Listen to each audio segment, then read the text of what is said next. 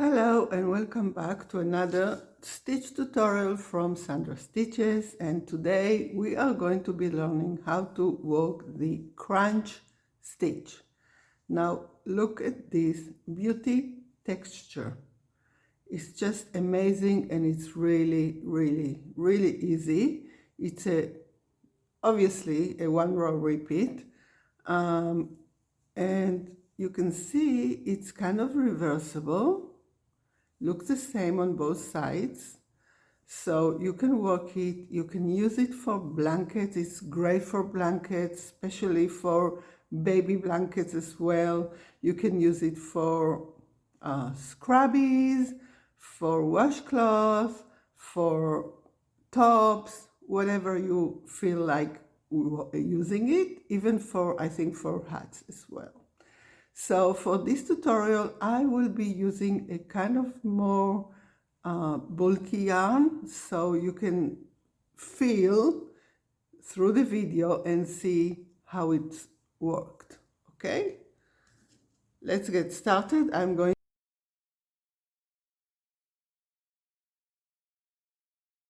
to use my 6mm hook and some scrap yarn from bulky yarn I had, if I find where it starts, so we can get started. All right, this stitch calls for multiples of 2, so it's an even number. Any even number will do. You'll just have to find out what's the length or the width or whatever you're working on and chain in multiples of 2. So 2, 4, 6, 8, 10, 12. Let's count. 1, 2, 3, 4, 5, 6, 8, 9, 10, 11, 12. Okay, I'll do 2 more. So we start with a chain of multiples of 2, any even number. And the stitch starts in the second chain from the hook. So we don't count the loop on the hook, and we skip the first chain and we slip stitch into the second chain. Slip stitch. This is going to be our first stitch. In our next chain, we are going to work a half double crochet. Half double crochet. And the next one is going to be a slip stitch. It's kind of rocky in the first row because the slip stitching is always kind of minimizes the size of the work, but it's fine. It's going to be fine. Look how it comes out. It's amazing. So slip stitch in the next one. In the next stitch, we are going to use a half double crochet. This is the sequence. This is the repeat. 1 slip stitch, 1 half double crochet. So yarn over, insert your hook, pull up a loop, yarn over, and pull through all 3. This is the half double. Slip stitch, you insert your hook, pull up a loop, and pull through the loop on your hook. Let me get some yarn. And we continue 1 half double crochet in the next stitch, 1 slip stitch in the next stitch. Oops. It's kind of splitting my yarn.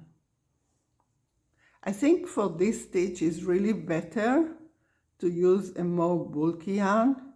I'm not seeing it popping up and being so beautiful in a very thin yarn. And also I would say this is a kind of yarn eater stitch, so be aware.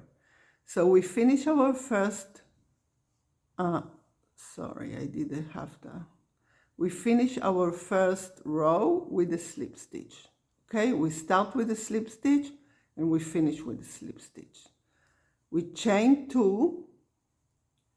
This chain 2 will be our first, we turn our work, it will be our first half double crochet in the first stitch from the hook. So if we finish with a slip stitch, we start the next row with chain 2, which will be a half double, and we will work one slip stitch on top of the half double from the previous row and one half double on top of the slip stitch from the previous row. You have to look into your row and see, every time you see a kind of bumpy stitch, you know this is the half double, and a kind of very small stitch is the slip stitch. So this is my first half double on top of the first slip stitch, the last slip stitch from the previous row. So I will do a slip stitch on top of this half double, and then one half double on top of the slip stitch. It gets better in the rows, okay? And one slip stitch on top of the half double. Make sure you put your hook in the right place, and one half double on top of the slip stitch. As you get more rows, it gets a little bit easier, and as I said, I think it works easier on more bulky yarn. Half double, slip stitch, half double. You see now I have this bulky kind of popping up stitch, so I know it's a slip stitch. If you have to leave your work in the middle for something and coming back and you don't remember which stitch you're working, so this is your kind of sign. And because I started with chaining 2, which was my first half double, I am finishing with a half double as well in my last stitch. Let me get these 2 together.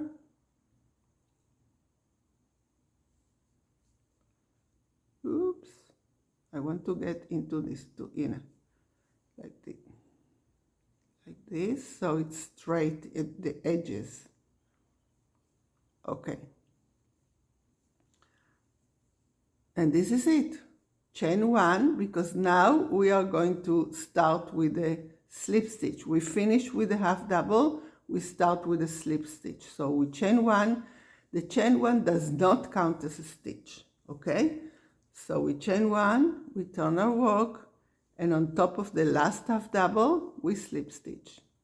One slip stitch, in the next one half double. One slip stitch. You see now it gets a little bit easier. On top of the half double slip stitch, we half double.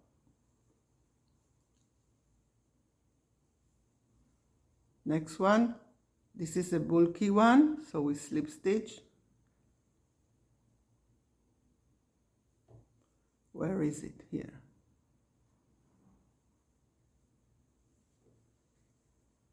And let me see, one half double, one slip stitch, one half double, and this is it. You continue as many rows as you need for your project. You just remember that the first stitch is a slip stitch and the last stitch will be a slip stitch. The first stitch is a half double, then the last stitch will be a half double. This is a half double, and my last stitch is going to be a slip stitch as we started, okay? And as you can see, you have this beautiful texture for the crunch stitch. One slip stitch, one half double, one slip stitch, one half double, and next row on top of the slip stitch you make a half double, on top of the half double you make a slip stitch. I hope you enjoyed this very quick tutorial. Don't forget to subscribe to my channel and hit the notification bells, and I will see you in our next stitch tutorial. Bye!